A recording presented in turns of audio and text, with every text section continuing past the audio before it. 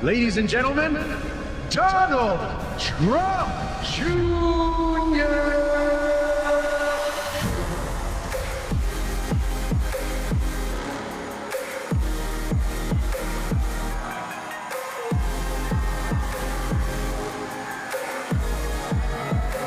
What's going on, guys?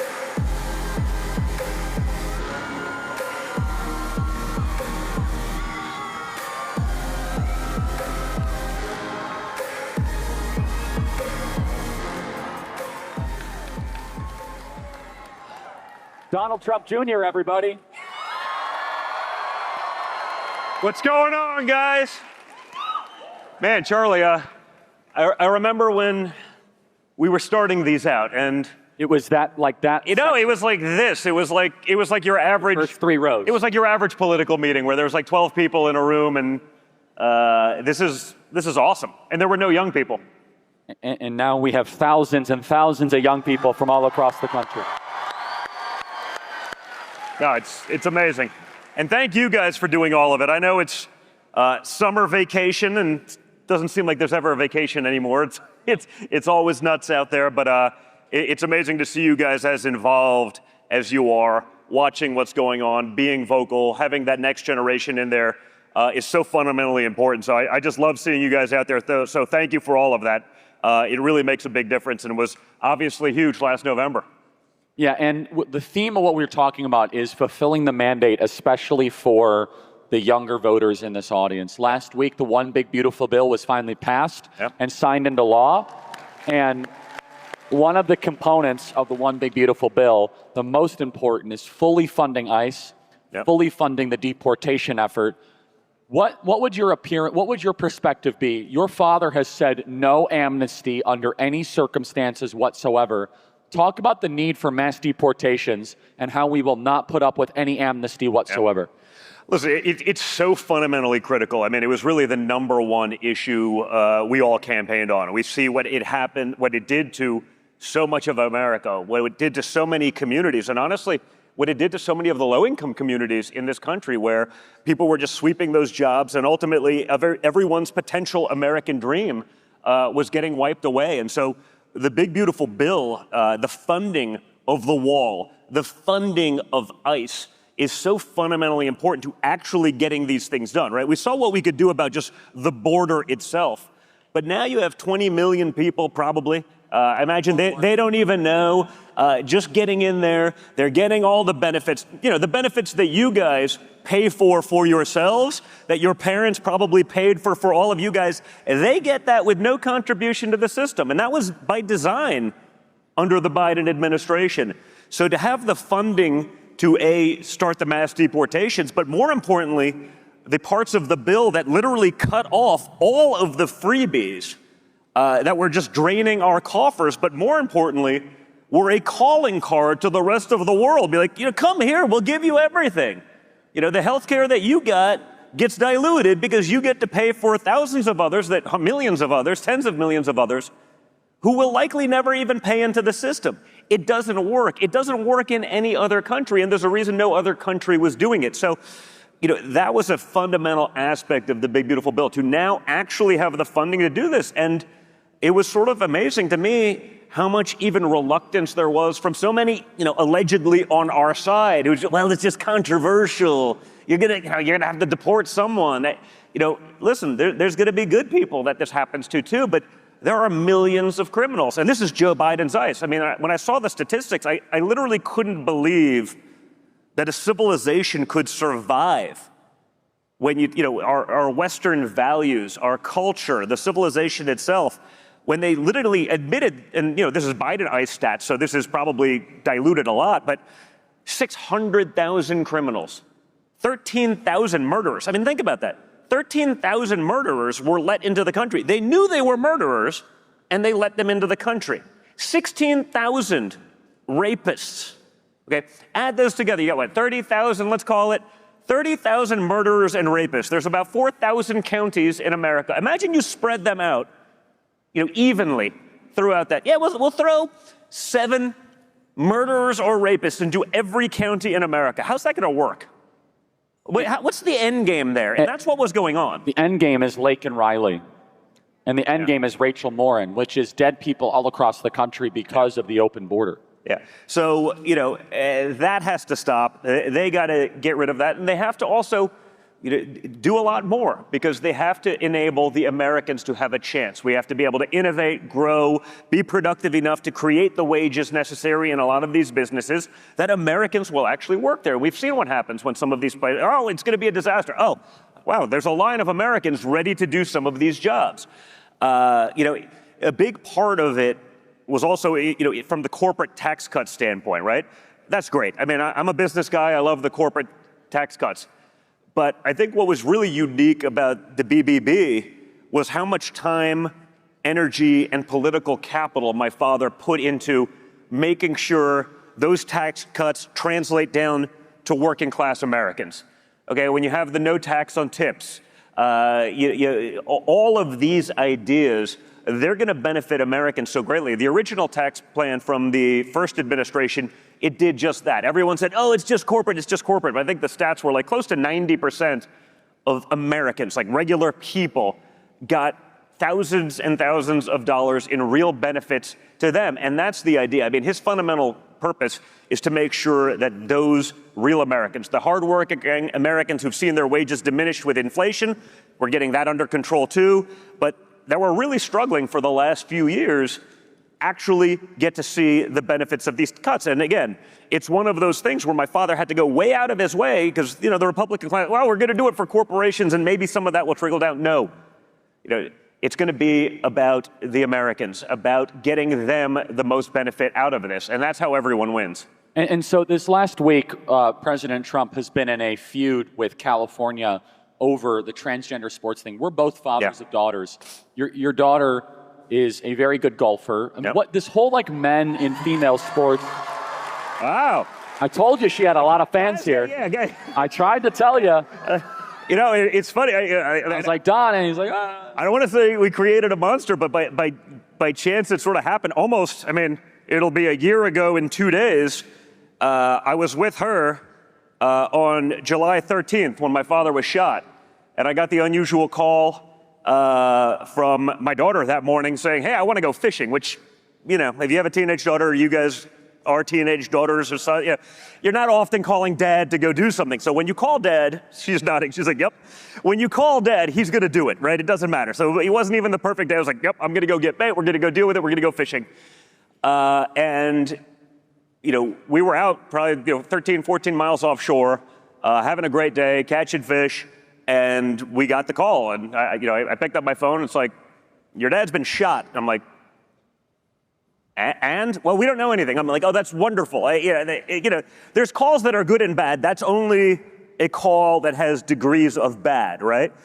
And we didn't know anything, and we're frantically kind of calling. I guess the only thing that they did right that day was shut down other communications. And so I think we set the sea speed record from offshore into Jupiter where we live.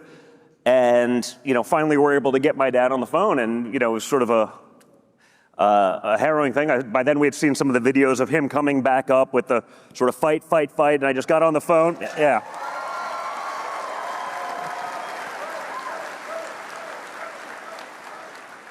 Yeah, I'm not usually at a loss for words, but that was one of those where I was like, I got nothing, but I was like, that's the most badass thing I've ever seen. I was like, I'm not sure if it's tactically the most intelligent thing I've ever seen either.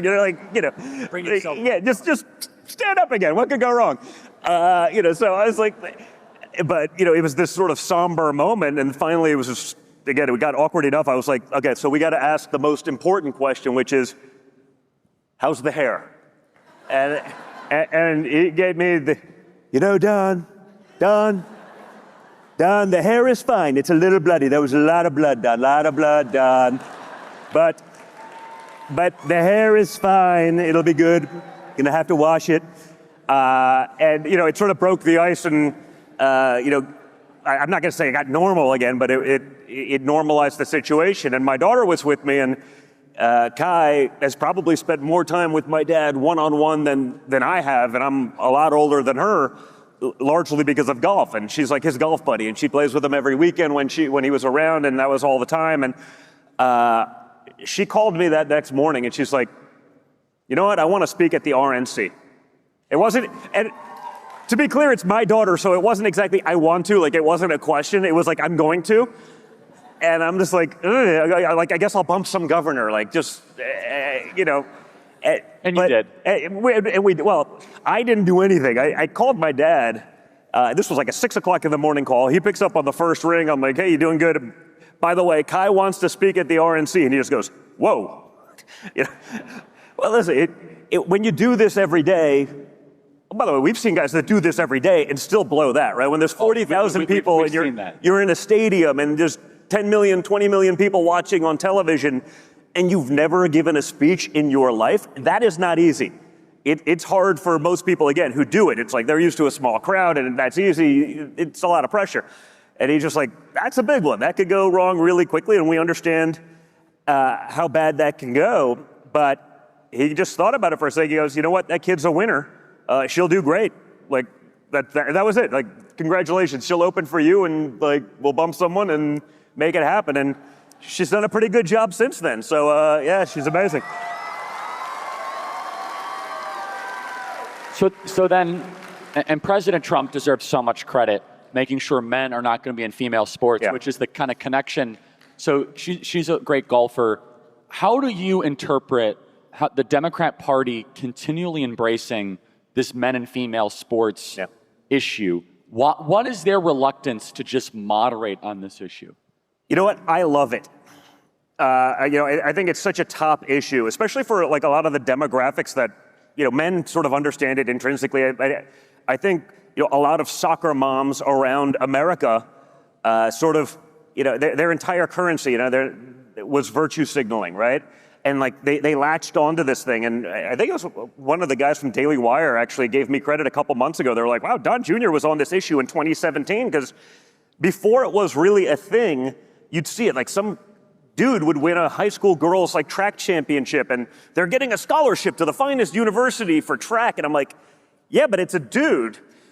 And this was Twitter 1.0. So let's just say guys like you and I and probably everyone else in this room, we were definitely in the minority there. It was 95-5, 90-10, conservative to, raging libtard. And even then, though, I'd put it up, like, this is insane. And I'd read the comments. And it was, just people who were just waiting to comment on anything, to hate on me, whatever it is. And I feed off the hate. It's great. It's fine. But I remember reading the comments and being like, wow, this is a losing issue for them, because even the people who hated my guts were like, oh, I hate Don Jr. so much, but he's right. Next comment, oh, I can't believe I agree with Don Jr. on something.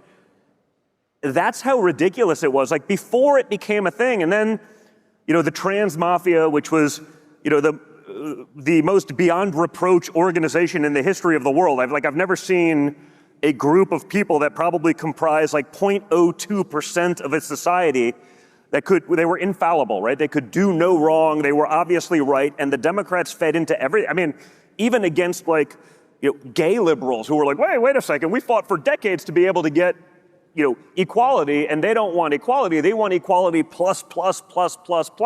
This is insane. So, I think it's asinine. I think it was a great issue for people across the board, for reasonable people who weren't sort of politically entrenched, for independents. And I love that even knowing this now, even years later, even when it's an abject fail, they literally can't help but continue to go all in on the issue. It's a 90-10 issue. And, if Trump is in the 90, they just got to take 100% of the other 10 and back it 1,000%. So, I'm glad to see that they're still doing it. Because I think it helps us in the long run. It's bad for the country, but it is a disaster for the country. It's a disaster for our daughters. It's an absolute embarrassment. Again, as a father of a girl athlete, to say that, like, hey, you're just going to have to deal with it because that guy's 8 inches taller than you and stronger. Have you had to deal with that? Not yet. How would you? I'd be vocal. I'd be. What's your advice for parents that have to deal? I think dads need to start rising up and saying, we're not going to put up with this stuff. What is this? No, hey. And because I know you, I don't think you would put up with this. No, come on, not even like, and this will get me into trouble. But like, you have to call it out. Enough of the nonsense. Like there's no political capital in destroying your child's future to be woke, to be able to get the applause, from that crowd who hates your guts anyway. And so, I think it's so fundamentally important that we all have to become unafraid to speak up on these kinds of issues. And when you do, you realize there's actually a lot of us. It's the vast majority. But again, for years, we've been put into these corners. There was a time where if you said these things, you'd be canceled. You'd be thrown off social media. You'd be thrown out of the PTA meeting. You couldn't do that. So we have to stand strong for this. I've gone through enough of the child athlete sports thing. I have 5 kids. I'll get in trouble as a dad again for saying this, which is like, there's nothing quite as painful as like a 3-year-old's like triple header in softball. Like if you're going to put in years of that kind of time, and then your daughter or your kid becomes a great athlete, and you just say, well, I guess it was a good run. They're better than the other girls, but there's 3 dudes that just took their spot. I guess we're just going to take it. That's not going to work. That's the way society fails. So in closing here, Don, because I know that, and thank you for being generous with your time. You got a packed schedule. The question we get a lot from the audience is, Charlie, how do I deal with the hate? Picking up on something you said. You said it briefly. You said, the hate fuels me. I love the hate. Yeah. Because if you look at these amazing students, and do you notice, Don, we give the best tickets to our students? They should. Right? These are the warriors right here. And so when they say, Charlie, how do I deal with the hate at my high school? How do I deal with the hate at my college? You are uniquely positioned to be able to answer that because you've been hauled in front of Congress. You've been investigated. You've had a decade of hate. I think you have the 2nd most death threats in the country next to your father. Yeah. How do you deal with that? And what's your advice to the patriots of all ages that don't know how to deal with that kind of hate? Listen, you get used to it, okay? So for me, it actually started less about just the hate. It was more about, the cancel culture. It was, we built hotels and buildings. We did that in a lot of cities. Most of them are liberal cities. We were, I got invited to every cool person party in New York City for decades. And then, it was gone like that. And I was like, wow, like these people that I thought were friends for decades, they don't call anymore. Then when you won, they called it, oh, I love what you were doing. I was like, no, dude, I was reading your Facebook post. Like, you're just trying to have the best of both worlds. It does take time, but I realized it was actually better, even from a business standpoint, to be a leader for a large group. If it was 50% of the country, it's like, wow, there's still something there, right? I'd rather be thought of by them as someone who's willing to have that conviction to fight for these things than be sort of agnostic to the general population. It was just another guy that was there. So it took a lot of time. I mean, it took a lot of, we lost hundreds of millions in business, not just on the sort of the lawfare side of things that we were fighting, but just people canceling because, well, one person in a group of 100 doesn't like you, so we're just not going to go to your hotels. That was hard to get used to, but once you got used to it, you realized there's still hope, and what you're fighting for is so much more important in the grand scheme of things. Again, you don't have to do everything like I did. I sort of took the aggressive approach on everything. You can have these conversations respectfully. I love what you do, and we did this in 16 and 15. Been doing it for 10 years. Don and I, who thinks Don should come to a college campus with me this semester? Wouldn't that be great? Yeah, I think by popular demand. By popular demand. Listen, we were doing it before it was like a daily thing. When it was like, hey, once a month we went to Penn State. We went to one. It was aggressive. Up in Michigan State. We went up there. This is a 16 campaign, and it was me and Charlie and another friend of ours, and Tommy. Yeah, and we literally were about to get on the stage, and the state police were there, and they showed up. The state police, like the Michigan State Police showed up and were like, hey man, we can't tell you not to do this, but like, this is bad. And the university, of course, made sure that all the radicals could get in, even though we oversold to the groups that were people like us. You guys know what we're talking about. And that was fine. about. You've seen all of this. And they go, we can't stop you from doing it, but we also can't guarantee your safety. And we're putting out like a notice right now that like, you should not do this. Like, it's against, common sense to be going out there. And we basically looked at each other. Let's go. I literally said, like, I would rather get my ass kicked right here, right now, than capitulate to the woke mob. And we did. And it was actually amazing. We were backstage, we were about to go on, and like, what was it? It was like the offensive line of the football team showed up, like, it's like, we love you guys. We're just here if anything goes wrong. Don't you worry. Like, I mean, these guys were like our unhired, unannounced like security detail. I'm looking at this guy. I'm not a small guy. I'm 6'1", 195, and I was like looking at this guy. I was like, I don't want to meet that guy if he's on the other side. But like, we went out, and the energy in the room, there was a tension, and our guys sort of hit these guys with facts and reality, and just sort of shut them down. And so, what Charlie does when he goes there, he doesn't lose his cool. He keeps his temper. He talks about facts, and you realize their arguments fall apart so quickly because they don't actually have anything other than sort of the high-level soundbite that they're talking about. And so when you're able to reason with them, you see most of these people, they walk away, they're like, oh, I thought I was going to own this guy, and they're broken when they walk off the stage. Everyone sees it. Everyone knows it. So you don't have to do it perhaps the way we did it. And I'm even trying to alter some of that now because now, again, there's a broader coalition. We don't have to just be so forceful with it. You can do it with facts, logic, reason, and decency. Don, I speak on behalf of all of our students. Thank you for all you do for our movement. You work your tail off. Donald Trump Jr., everybody. Thank you, guys. Thank you.